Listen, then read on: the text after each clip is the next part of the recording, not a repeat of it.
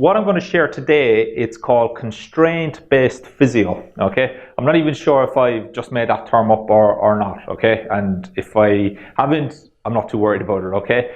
But Constraint-Based Physio is a process where you don't necessarily worry too much about the outcome, okay, or the end goal quite yet, but all you're focused in this session is getting your patient to the next stage.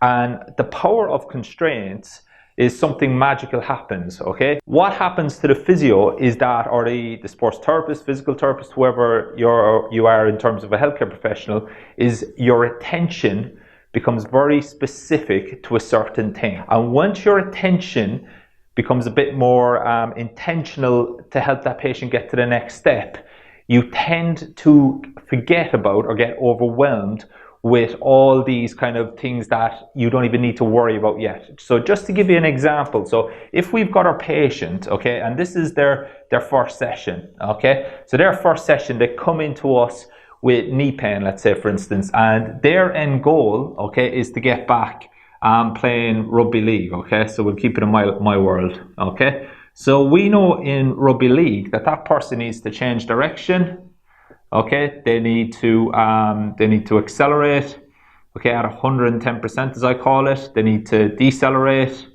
okay, which will obviously feed into that. They need to be able to take contact, okay, among numerous other things, okay. So sometimes what I see a lot, especially in the early doors of my mentorship, is therapists, they get so overwhelmed with this that their attention, okay, is all over the place. Whereas what we should be doing first, okay, in a constraint-based physio approach, which is what I teach in my mentorship, is we just go step by step, okay, and we use some key performance indicators, okay. Now, once you focus on your key performance indicators, then something magical happens. You don't skip steps, okay. It's a very logical, step-by-step progressive pathway, and then what tends to happen is you naturally tend to gear towards that true stressor in the first place, okay? So for somebody with knee pain, what I want to find out, okay, is the 80-20 rule, okay, is, yeah, we know that knee is overloading, okay, and we're going to address that with maybe some hands-on work, etc. But then the 80% is why, okay? Why is that knee overloading in the first place, okay? So my first step with this person, my first big KPI, okay, is I want to restore full range of motion, for instance, okay? That could be a first thing for the 20%. And then for the 80% is I just want to be able to tolerate some baseline level of loading in the direction that maybe isn't doing its job. So if we've got traditional tendinitis, tendinosis, whatever you want to call it, okay, in the knee, usually you might find a different direction isn't tolerating load, the lateral direction, okay, through the lateral hip or something. So in that first session, all I want full range of motion, okay, and I want that person to be able to tolerate load in the frontal plane, okay. Now I've got my tests that I use, and you probably have your tests, okay. So I teach some specific stuff in my mentorship here, and that's all I want in that first session, okay. And there's no point me worrying about that person hopping, lunging, etc. unless I know they can tolerate load through that lateral direction, if that is the problem. Now this knee pain, it may be the complete opposite side that we need to look at. Again, that goes back to your assessment. But the big thing here in that first session is I'm not overwhelming myself and I'm not overwhelming the patient, okay? So we give a very effective explanation as to why we're working on certain things here and how that then is going to relate to the next session, okay? So what tends to happen then is every single session, you just progress. You progress in a very logical step-by-step manner, okay? So that's the first thing I want to do. The second session, I'm going to go back and I'm going to recheck my KPIs, okay? So I'm going to have one or two KPIs. If I've restored full range of motion, okay, in the first session, I'm going to go back in the second session. That's the first thing I'm going to check. If they've kept those gains from the first session, happy days, now we can progress, okay? If they've lost that range of motion again, then that's an alarm bell for me, okay? Have I really found a true stressor, or has the body gone back to a kind of a movement habit that it originally went to, that ultimately led to this pain experience in the first place, okay? Now, if everything's good, then we go back up onto the next one. So for the first session, you may get them loading that hip in the lateral direction in a very slow, controlled manner. The next one, we might get a little bit more dynamic, okay?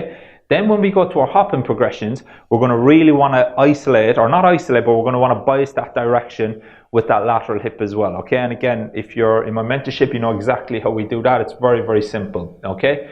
But the big thing that happens in your sessions is you'll find that 30 minutes is more than enough per session, okay? So what you give your patient is you give your patient 1 or 2 specific exercises to solve a problem, okay? The exercise should be the solution to the problem that you're finding clinically. And that's very, very powerful as well, because then you're not just throwing crap at the wall and hoping something sticks, but you're actually giving your patient a solution to a problem that you found in the assessment. Okay, and again, that effective explanation, very, very important that they understand why they're doing these things. Okay, so then by the 4th and 5th session, what you're going to find is every single session your patient is progressing. Okay. And you're very, very comfortable then, because you know that you've got this thing. Before you get that, okay, before we can move on to the hopping, we need a few more things to happen. Okay, we need good co-contraction of the knee. We need good intent through the foot.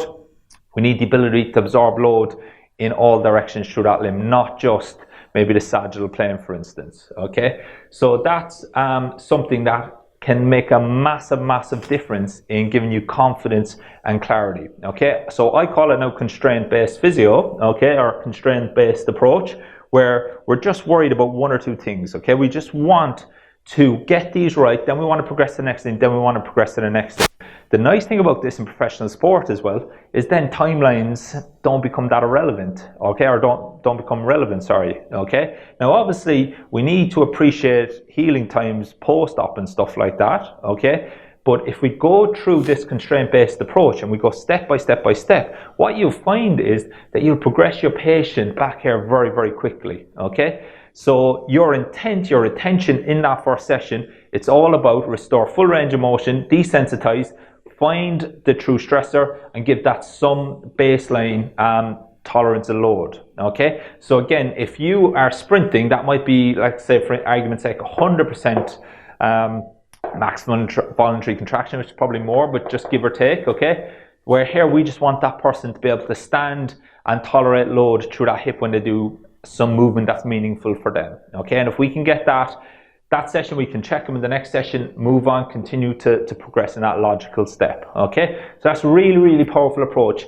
The next maybe scenario that I want to give you as well, just to apply this, because we're going to talk about the hamstring next week in the next episode, is the slump test. Okay, so rather than having a back pain patient, okay, or a hamstring patient that we think is neural, okay, and I hate that term, okay, when you go through your slump test and you get a positive response, rather than just thinking about the nerve, okay, let's think about what's influencing that neural tension. Okay, so when I go into a slump test, okay, I can change that response pretty much instantaneously with the vast majority of my patients. Okay, so let's look at what has to happen when you go into a slump test. Okay, so one of the first things that has to happen is we need ribcage depression.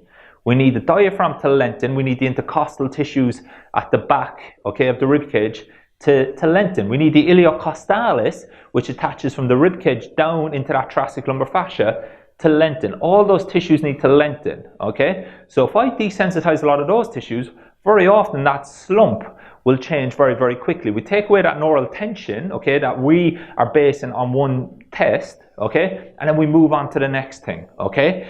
But rather than just focusing on that low back, all I'm focusing on is that KPI. Let's take away that neural tension. Let's get that person actually relaxed when they're sitting, okay, which they're probably going to spend a lot of their day anyway, okay? Now let's move on to the next thing.